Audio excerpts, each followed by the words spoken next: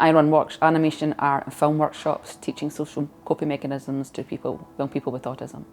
The young people come in usually medium to high level functioning with autism, and they come in and they create their own film, their own animation or their own piece of artwork, which then leads on to coping mechanisms in society.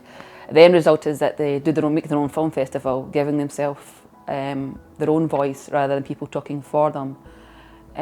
Because Square Peg wants to teach the world that autism is just seeing the world differently, and it's not something that should be cured.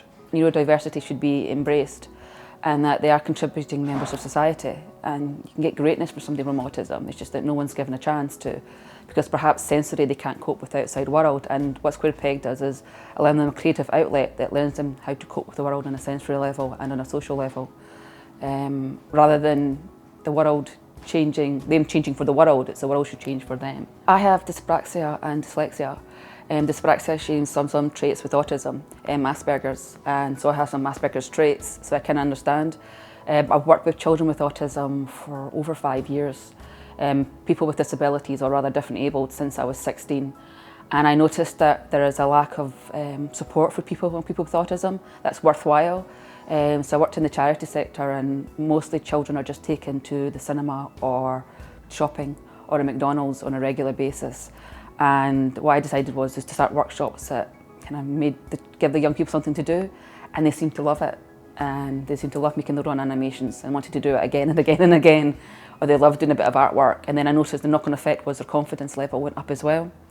And I'm really passionate about autism, and I really want to teach the world that autism should be accepted, just the way dyslexia and dyspraxic. I feel it's just a different way of learning for me. I'm not different from anyone else. It's a gift.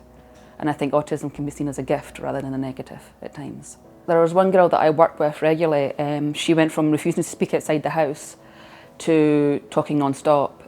She used to talk within herself, and what I discovered was she was actually telling stories to herself, and that was her coping mechanism. So what I took was we started off with a book, and she would write the stories down, and from that we turned it into an animation, and from that she got really confident, and she's now going to college. Within Stirling, I'm well known within the autism community. I was nominated for an Autism Network Award, so people generally know who I am, plus you can't miss me. I'm kind of closest. I have a website in the making, but just now I have a Facebook page that's Square Peg that you can find and kind of contact me through that itself.